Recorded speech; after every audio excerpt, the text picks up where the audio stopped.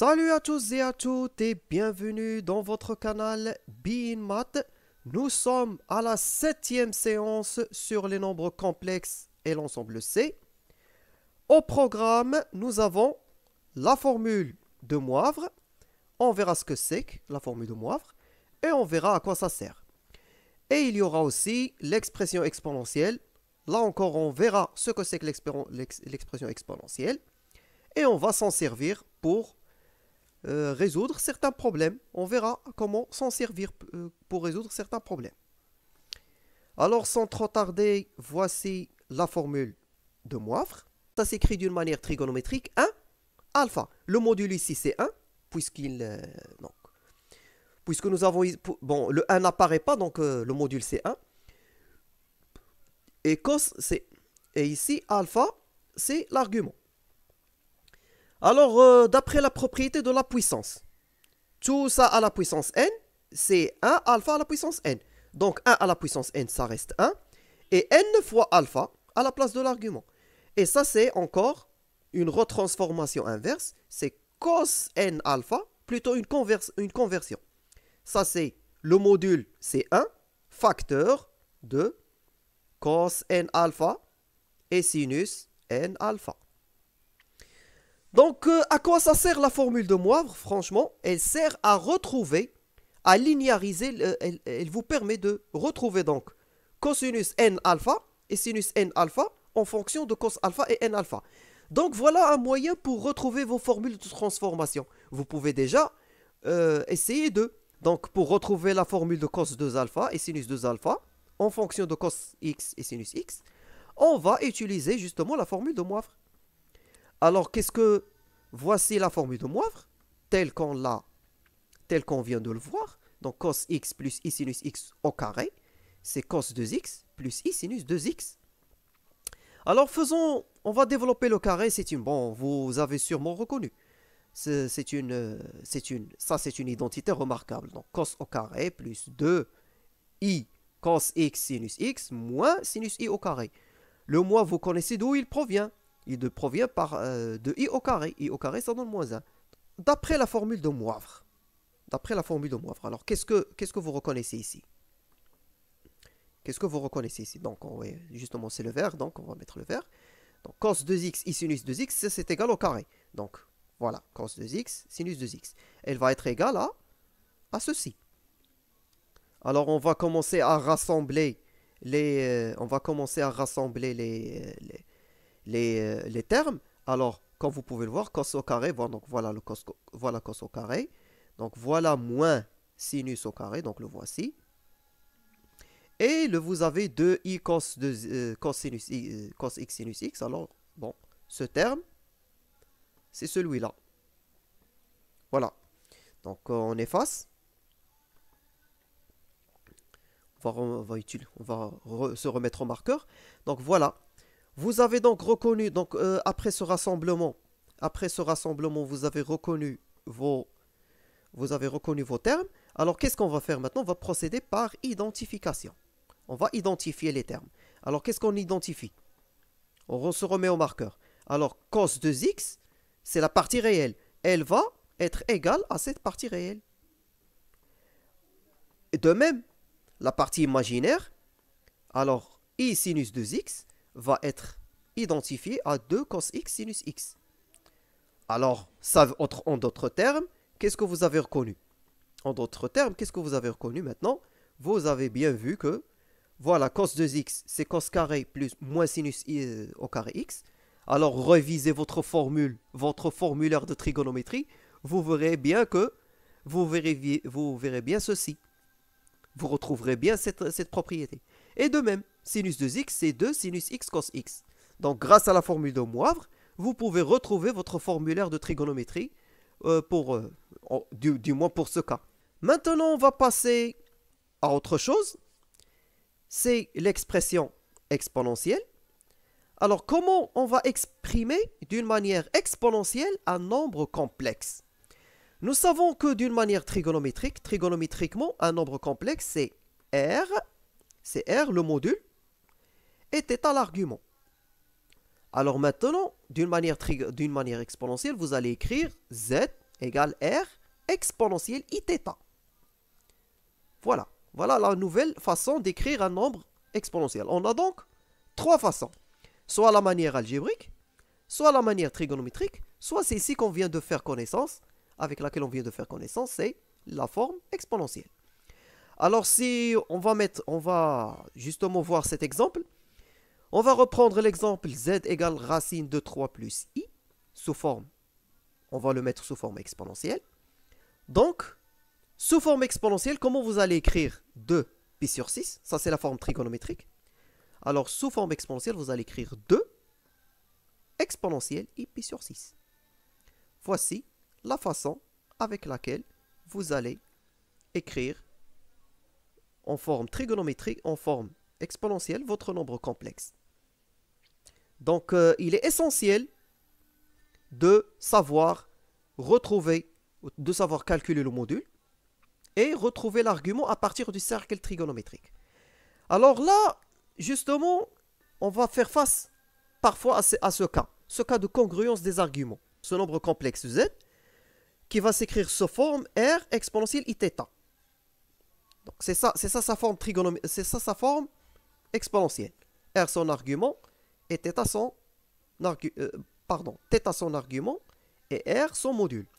Alors soit θ' un autre argument, mais un autre angle cette fois sauf que θ' c'est égal à θ plus 2kπ.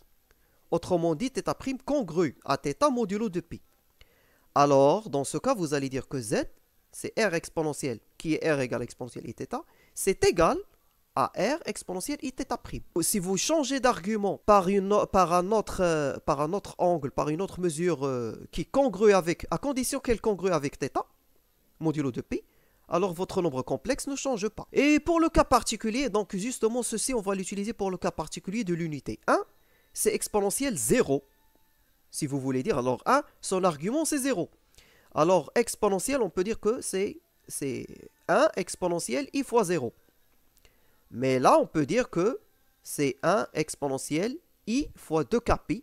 Pourquoi? Parce que 0 congrue à 2kπ. Alors pourquoi on va utiliser cette expression avec 1? Eh bien, parce que l'expression de l'unité, parce que cette expression de l'unité, de cette nouvelle façon, est très utile pour retrouver ces énièmes racines, pour retrouver la énième racine de l'unité, la énième racine de 1. Et on verra cela par la suite dans un exemple concret. Donc je vous suggère de rester avec moi jusqu'à la fin pour voir quelle est l'utilité d'utiliser la congruence parfois. On passe aux propriétés des nombres complexes. On va donc passer aux propriétés des nombres complexes produits de deux nombres complexes en utilisant l'expression exponentielle, ou plutôt la forme exponentielle. Alors si Z1 c'est R1 exponentielle Iθ1 et Z2 c'est R2 exponentielle Iθ2, alors leur produit c'est Z1, Z2, donc ça sera R1, R2, vous allez multiplier les modules et ajouter les arguments. Ça vous rappelle les propriétés de l'argument et du module. Donc, vous multipliez les modules, vous ajoutez les arguments. Et voilà un exemple concret, voilà un exemple plus concret pour voir. Alors, 2 exponentielle iπ sur 3, ça c'est pour Z1. Pour Z2, c'est 3 par exemple, 3 exponentielle iπ sur 6. Alors, qu'est-ce qu'on va faire? Z1 fois Z2, donc 2 fois 3, ça fait 6. Et on va rajouter π sur 3 et π sur 6, comme on l'a fait ici. Alors, π sur 3 plus π sur 6. Ça nous donne donc 6 π sur 2, i. Mais là encore, je vais vous ajouter un deuxième exemple. Pourquoi? Parce que là, π sur 3, alors pardon, je me remets au pointeur. Alors, π sur 3 et π sur 6 sont des mesures principales. Leur somme, qui est égale à π sur 2, comme vous pouvez le voir, est aussi une mesure principale. C'est-à-dire, elle se trouve à l'intérieur de l'intervalle moins π. C'est une mesure principale, donc. On est toujours dans la mesure principale. Mais supposons que, comme dans cet exemple, que la somme n'est pas principale. Par exemple, si on prend Z1, c'est 2 exponentielle i, 3π sur 4. Bon, ça c'est une mesure principale. Et 3 exponentielle i, 2π sur 3, ça aussi c'est une mesure principale. Mais qu'en est-il de leur somme? Qu'en est-il de leur somme? Alors voilà, vous allez multiplier les modules comme d'habitude, 2 fois 3 ça fait 6. Donc ça, pas de problème. Mais pour Mais pour la somme, θ1 plus θ2, alors qu'est-ce que vous allez faire? 3π sur 4 plus 3π sur 2 plus 2π sur 3, ça vous donnera 17π sur 12. Alors 17π sur 12 est supérieur à pi. Donc elle est hors l'intervalle moins pi. Donc ce n'est pas une mesure principale. Alors qu'est-ce qu'il faut faire ici? Qu'est-ce qu'il faut faire donc maintenant? Il faut donc faire une réduction modulo de pi. C'est-à-dire retrouver la mesure principale qui correspond à 17π sur 12. Alors 17π sur 12 moins 2π, ça fait 17π moins 24π sur 12, donc ça fait moins 7π sur 12. Ça, c'est un argument principal. Moins 7π sur 12, ça appartient à l'intervalle moins pi. Donc, Z1, Z2, donc ça sera 6 exponentielle moins 7π sur 12. Voici le résultat. Passons maintenant au quotient, au cas du quotient. Alors, pour le quotient, si Z1 c'est R1 exponentielle Iθ2 et Iθ1 et Z2 c'est R2 exponentielle Iθ2. Alors qu'est-ce que vous allez faire? Z1 sur Z2 c'est R1 sur R2 exponentielle Iθ1 moins θ2. En d'autres termes, vous allez diviser les modules et vous allez faire la soustraction des arguments. Pour la formule 2, et bien sûr là on va retrouver notre formule de Moivre mais d'une manière exponentielle. C'est pas tout à l'heure, au début de la séance, nous l'avons fait d'une manière algébrique, avec l'écriture trigonométrique. Maintenant, c'est une manière exponentielle d'expression. Alors, c'est z. Alors, z à la puissance n, c'est Rn exponentielle Inθ. Donc, voici le cas, donc voilà, le cas particulier, donc valable. Donc voilà, cos, c'est cos x plus i sinus x à la puissance n. C'est cos nx plus i sinus n. Bon, ça c'est pour la puissance. Passe pour l'instant voir les identités de l'aire. Et on verra à quoi ça sert aussi. Alors, les identités de l'aire pour cos x, c'est exponentielle ix plus exponentielle moins ix sur 2. Et pour le sinus x, c'est exponentielle ix moins exponentielle moins ix sur 2i. Alors, on continue. À quoi ça sert? Alors, à quoi ça sert les identités de l'aire? Eh bien, à appliquer le principe de linéarisation. Alors, on va utiliser là, bien sûr, comment on va exploiter les identités de l'aire? Alors, on utilise les identités de l'aire avec la formule du binôme pour exprimer les puissances de cos x et sinus x en combinaison linéaire de sinus kx et cos kx, avec k bien sûr inférieur à n. Alors voici un rappel de la formule du binôme qui va nous aider. Voici un rappel de la formule du binôme. On va l'appliquer sur les identités de l'aire. À la place de a exponentielle ix, à la place de b exponentielle moins ix. Vous appliquez la formule, vous appliquez les formules du binôme pour retrouver cos kx et sinus kx. Alors comment on va, pour voir ça d'une manière plus claire et plus compréhensible, suivez-moi, on va faire un petit exemple. Voici donc, on va linéariser cos à la puissance 3x et sinus à la puissance 3x. On va les linéariser. Donc, comment on va utiliser, cos à la puissance 3x, c'est quoi? D'après la formule, ou plutôt d'après les identités de l'aire, cos x, c'est exponentielle ix plus exponentielle moins ix sur 2. Alors, cos à la puissance 3, donc ceci va être à la puissance 3. 2 à la puissance 3, c'est 8, donc c'est pour ça, d'où le 1 sur 8. Ici, cos ix et cos 3x, alors voilà, vous avez sûrement reconnu votre identité remarquable. Et c'est aussi la formule du binôme, donc exponentielle 3ix, plus 3 exponentielle ix, plus 3 moins exponentielle moins ix, plus exponentielle moins 3ix. Donc ça nous fait, qu'est-ce que ça nous fait donc? Alors alors qu'est-ce que ça nous fait? On va, donc ça c'est ça et ça. Qu'est-ce que vous reconnaissez ici? Ça c'est exponentielle 3x, ça c'est exponentielle 3ix moins 3ix, exponentielle 3ix plus exponentielle moins 3ix. Et là, vous reconnaissez exponentielle ix plus exponentielle moins ix, alors facteur de 3. Alors, qu'est-ce que vous reconnaissez ici? Alors, je remets le rouge. Alors, ceci, c'est 2 cos 3x. Et en vert aussi, bien sûr, qu'est-ce que vous allez reconnaître? Vous allez reconnaître 2 cos x. Voilà, on a fait la transformation, la conversion inverse. Ainsi, donc, il ne vous reste plus qu'à développer votre 1 sur 8 sur ça. Alors, vous allez reconnaître, 2 divisé par 8, ça fait 1 sur 4, cos 3x. Et l'autre, 3 divisé, donc ça sera 2 aussi divisé par 8, ça sera 3, donc ça sera 3 sur 4, cos x. D'où le résultat. De la même manière, De la même manière, on va faire avec le sinus x. Alors, qu'est-ce que vous reconnaissez ici? Alors là encore, la formule du binôme. Alors, attendez un moment. Alors voilà, là, c'est l'identité de l'air qui correspond à sinus x. On l'a mis en puissance 3. Et là, vous reconnaissez la formule du binôme bien appliquée. Alors, qu'est-ce qu'elle nous donne? Alors, exponentielle 3ix moins 3 exponentielle ix plus 3 exponentielle moins ix moins 3 exponentielle moins 3ix. Alors, d'après la formule du binôme, on va maintenant commencer à rassembler les termes un par un. Qu'est-ce qu'on reconnaît ici? Donc, en fait, non, ça, bien sûr, c'est ça. Pardon, j'efface, puis je remets le marqueur. Alors, qu'est-ce que vous reconnaissez ici? Exponentielle 3ix, ça c'est quoi? C'est moins 2 sinus 3x. Et qu'est-ce que vous reconnaissez ici? Là, vous reconnaissez 2i sinus x. Ainsi, vous pouvez voir, ainsi comme vous pouvez le constater, alors si vous divisez 1 sur 8i sur 2i, ça vous donne 1 sur 4 sinus 3x. De même, moins 3 2i sur moins 2i, ça vous fait donc moins 3 sur 4 sinus x. Alors pour la racine énième, on va exploiter la forme exponentielle. Les racines énièmes, alors pour retrouver les racines énièmes de z, c'est zk, ce sont les zk qui s'écrivent de la manière, qui s'écrivent comme suivant. Racine énième de r, exponentielle i, θ plus 2kπ sur n, avec k qui variera de 0 jusqu'à n-1. C'est ça la formule générale et c'est ça la règle générale pour retrouver les racines énièmes de z, d'un nombre complexe à la formule exponentielle.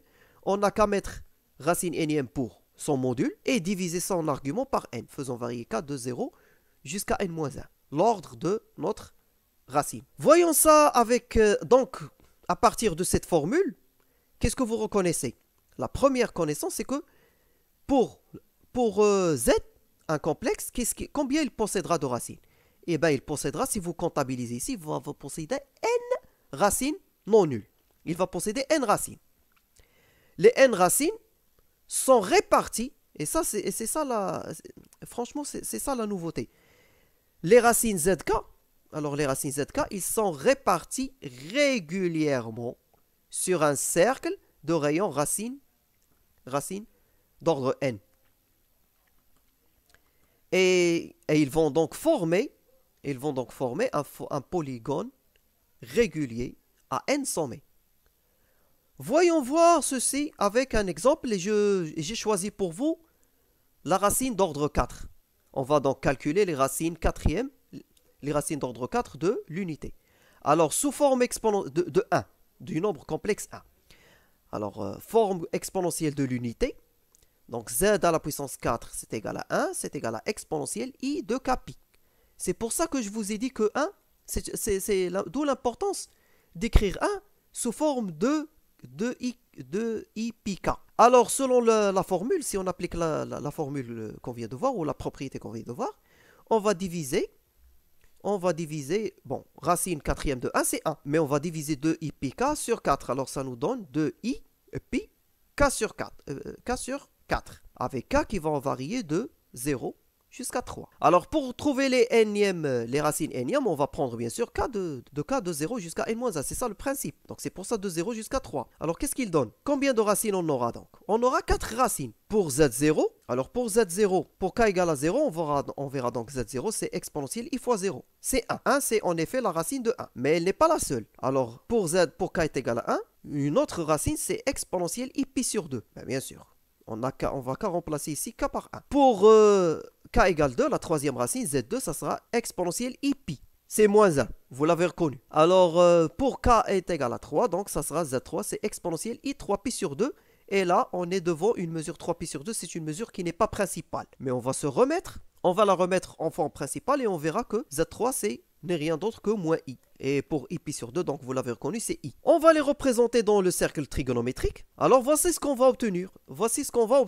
Alors pour z0, on a dit que c'est 1, donc il va se placer ici. Z1, c'est i. il va se placer ici. Z2, c'est moins 1, il va se placer ici. Z3, c'est exponentielle I 3pi sur 2. Alors 3pi sur 2, ça congrue à moins pi sur 2. Donc il va se placer là. Ben, je pense que vous avez reconnu le carré. Donc pour l'unité, elle possède 4 racines et les racines forment un polygone à 4 arêtes, à 4 sommets réguliers. Et ça ne peut être rien d'autre que le carré. Si on avait cherché les racines cubiques, alors n égale à 3, on aurait obtenu un triangle équilatéral. Donc voici une observation, les racines énièmes de l'unité, respectivement d'un complexe Z, sont les sommets d'un polynôme régulier inscrits dans le cercle trigonométrique.